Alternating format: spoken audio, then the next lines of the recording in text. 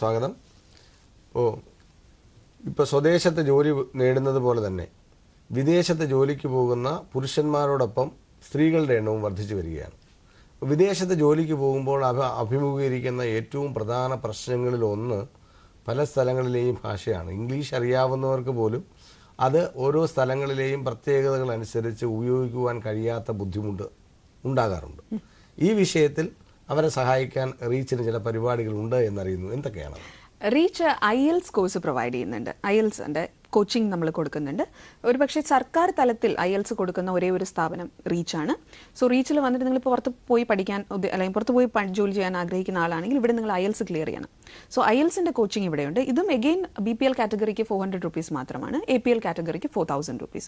So IELTS പഠിക്കാൻ ആഗ്രഹമുള്ളവർക്കും സ്വാഗതം. Private മേഖലകളിൽ നിങ്ങൾ ഒരുപാട് പൈസ മുടക്കേണ്ടി വരുമ്പോൾ സർക്കാർ തലത്തിൽ വളരെ തുച്ഛമായ പൈസയിൽ നിങ്ങൾക്ക് IELTS പഠിക്കാനുള്ള സൗകര്യവും ഉണ്ട്. പ്രധാനമായും ആതുര സേവന രംഗത്ത് കേരളത്തിലെ ഡോക്ടർമാർ, അതിനേക്കാൾ ഉപരി നഴ്സുമാർ ഒട്ടേറെ സേവനം ചെയ്യുന്നുണ്ട്. ഇവരൊക്കെ പുറം രാജ്യങ്ങളിൽ ചെന്നാൽ മലയാളി നേഴ്സ് എന്ന് പറഞ്ഞാൽ ഒരു പ്രത്യേക പേരാണ്. പക്ഷേ അവർക്ക് പലർക്കും സേവന താല്പര്യമുണ്ടെങ്കിലും അവിടെ എത്തിപ്പെടാനുള്ള ഇങ്ങനെയുള്ള ഭാഷാ പ്രശ്നങ്ങളൊക്കെ ഈ നഴ്സുമാർക്ക് ഒരു സഹായം എത്തിക്കണ്ടേ?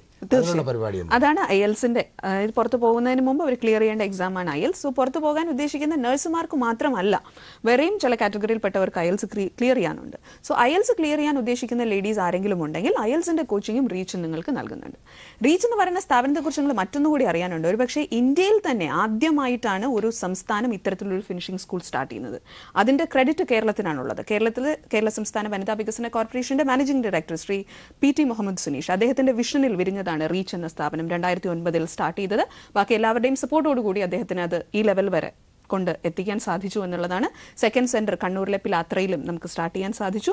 അതുപോലെ തന്നെ പ്രവർത്തനം ആരംഭിച്ച് 3 മാസങ്ങൾക്കുള്ളിൽ ISO നേടിയ സ്ഥാപനമാണ് ഞങ്ങളുടേത്. കയറി വന്നു കഴിഞ്ഞാൽ നിങ്ങൾ ആരിപ്പോൾ കണ്ടുകൊണ്ടിരിക്കുന്ന ആര് വേണോ കയറി വന്നോളൂ. കയറി വന്നതിന് ശേഷം എപ്പോഴും എല്ലാവരും ചോദിക്കുന്ന ആദ്യത്തെ ചോദ്യം എന്താണെന്ന് അറിയോ? ഇത് സർക്കാർ സ്ഥാപനം തന്നെയാണോ എന്നുള്ളതാണ്. യെസ്, അത് സർക്കാർ സ്ഥാപനമാണ്. With all the most modern facilities. You have the നമ്മളിപ്പോൾ വെർച്വൽ ക്ലാസ് റൂം സെറ്റപ്പ് ചെയ്യുന്നുണ്ട്.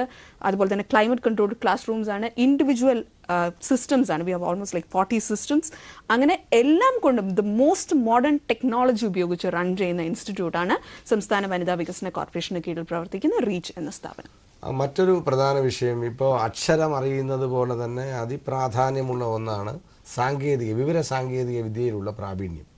പലപ്പോഴും ഇപ്പോൾ നേരത്തെ പറഞ്ഞവരെ ഇപ്പോൾ BEd പഠിക്കുന്നവരായാലും ഇപ്പോൾ പഠിച്ചിറങ്ങുന്ന പുതിയതായി ഇപ്പോൾ 10ാം ക്ലാസ്സിൽ പഠിക്കുന്ന കുട്ടികളൊക്കെ നമ്മളെ വിളിച്ചപ്പോൾ മനസ്സിലായത് അവരെല്ലാം നല്ല ബോൾഡാണ്. എന്നാൽ അതിന് മുമ്പ് വിളിച്ച പലർക്കും തന്നെ ഒരു തീർച്ചയില്ല. അതുപോലെ തന്നെ വിവര സാങ്കേതിക വിദ്യയിലും അവർക്ക് ചില കുറവുകളെന്ന് പറഞ്ഞാൽ പഠിക്കാനുള്ള അവസരം കിട്ടാത്തതുകൊണ്ട് അതിന് സഹായം എത്തിക്കാനായ റീച്ചിൻ്റെ പരിപാടി എന്താണ്? ഈ റീച്ച് സർട്ടിഫിക്കേഷൻ പ്രോഗ്രാം എന്ന 60 ദിവസത്തെ കോഴ്സിനിടയിൽ നമ്മൾ ഈ പറയുന്ന IT സ്കിൽസ് ഇൻക്ലൂഡ് ചെയ്തിട്ടുണ്ട്. വേർഡ്, പവർ പോയിന്റ്, എക്സൽ, അതുപോലെ തന്നെ ഇന്റർനെറ്റ്, അങ്ങനെ ബേസിക് ആയിട്ട് നമുക്ക് വേണ്ടുന്ന സ്കിൽസ്. ഞാൻ എപ്പോഴും ഒരു കാര്യം പറയാറുണ്ട്, വളരെ റിയലിസ്റ്റിക് ആയി വേണം നമ്മൾ ചിന്തിക്കാൻ. 60 ദിവസം കഴിഞ്ഞ് പഠിച്ചിറങ്ങുമ്പോൾ ഓക്സ്ഫോർഡ് ഇംഗ്ലീഷ് സംസാരിക്കാം എന്ന് വിചാരിക്കേണ്ട. ഞാൻ ഏത് ലെവലിലാണോ ആ പടി ചവിട്ടുന്നത് അതിൽ നിന്നും ഒരു പടി മുകളിലായിരിക്കും നിങ്ങൾ അവിടെ നിന്ന് പഠിച്ചിറങ്ങി പോവുക. സോ ആ ഒരു ആത്മവിശ്വാസം നിങ്ങൾക്ക് നൽകാൻ, more over it gives a lot of positive energy. അതാണ് നമുക്ക് വേണ്ടത്. വളരെ പോസിറ്റീവായിട്ടുള്ള ഒരു സ്ഥാപനത്തിൽ വന്ന് വളരെ പോസിറ്റീവായ ഒരു കൂട്ടം മനുഷ്യരോടൊപ്പം നിന്ന് വളരെ പോസിറ്റീവായി പഠിക്കാനുള്ള അവസരം നിങ്ങൾക്കൊരുക്കുന്നു റീച്ച് എന്ന സ്ഥാപനം. ഏറ്റവും പ്രധാനപ്പെട്ട പ്രശ്നം, നമ്മുടെ ആളുകളൊക്കെ തന്നെ എഴുത്തു പരീക്ഷയിൽ നല്ല മാർക്ക് വാങ്ങാറുണ്ട്. പക്ഷേ എഴുത്തു പരീക്ഷ കഴിഞ്ഞിട്ട് അവർ ഒരു അഭിമുഖത്തിന് വിളിക്കുമ്പോൾ പലർക്കും മാർക്ക് കുറയുന്നു എന്ന റിപ്പോർട്ടുകളുമുണ്ട്. ആ ഒരു സ്ഥിതിയിൽ നിന്നും ആളുകളെ മാറ്റിയെടുക്കുവാൻ ഏതൊക്കെ തരത്തിലുള്ള സംവിധാനങ്ങളാണ് ഏർപ്പെടുത്തിയിട്ടുള്ളത്? നമ്മൾ ഇന്റർവ്യൂവിന്റെ കേസ് വെച്ച് സംസാരിക്കുകയാണെങ്കിൽ അവിടെ പ്രൈമായിട്ട് നമുക്ക് വരുന്നത് ഗ്രൂപ്പ് ഡിസ്കഷൻ ആണ്. സോ ഗ്രൂപ്പ് ഡിസ്കഷൻ ഹാൻഡിൽ ചെയ്യേണ്ടുന്ന ടെക്നിക്സ്, അതുപോലെ തന്നെ ഇന്റർവ്യൂവിൽ ബേസിക്കായി ഇന്ന് ആരും നിങ്ങളോട് ഉഗാണ്ടയുടെ പ്രധാനമന്ത്രിയുടെ പേരും ചെക്കസ്ലോവാക്യയുടെ പ്രസിഡന്റിന്റെ പേരും ഒന്നും ചോദിക്കാൻ പോകില്ല. ബേസിക് ക്വസ്റ്റ്യൻസ് ആണ് to know about you. So അത്തരത്തിലുള്ള ചോദ്യങ്ങൾ നമുക്ക് ആൻസർ ചെയ്യാൻ നമ്മൾ പ്രാപ്തരായിരിക്കണം. So what are those questions, how to answer those questions, ഇതെല്ലാം വളരെ വ്യക്തമായി നമുക്ക് റീച്ചിൽ പഠിപ്പിക്കാനുള്ള സൗകര്യം നമ്മൾ ഒരുക്കിയിട്ടുണ്ട്. ഇത് പറഞ്ഞു കൊടുക്കും. ഇനി ഈ +2 ബാച്ച് ഇപ്പം തുടങ്ങിയിട്ടുണ്ടെന്ന് പറഞ്ഞില്ല, ഇപ്പം പരീക്ഷ എഴുതി റിസൾട്ട് കാത്തിരിക്കുന്നവർ, അവർക്ക് വേണ്ടി ഞങ്ങൾ ഈ കോഴ്സിനോടൊപ്പം തന്നെ കരിയർ ഗൈഡൻസും കൊടുക്കുന്നുണ്ട്.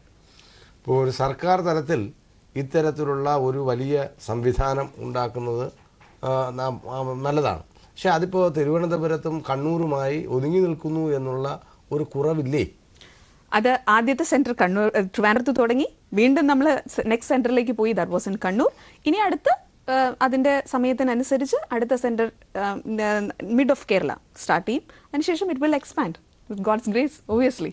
അപ്പോൾ സ്വാഭാവികമായും ഇത്തരം കോഴ്സുകളിൽ പങ്കെടുക്കണമെന്നും അതിൽ നിന്ന് കൂടുതൽ അവർക്ക് ആവശ്യമുള്ളതിലേക്ക് എത്തിച്ചേരാനുള്ള പാലം പെട്ടെന്ന് കടക്കണമെന്നുമുള്ള ആഗ്രഹം എല്ലാവർക്കും ഉണ്ടാകും.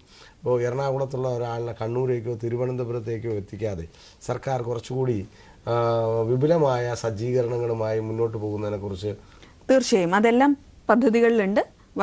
ഇൻ വെരി നിയർ ഫ്യൂച്ചർ അടുത്ത സെന്റേഴ്സും ഓപ്പൺ ആവും. ഇപ്പോൾ തൽക്കാലം 2 സെന്റേഴ്സ് മാത്രമേ ഉള്ളൂ.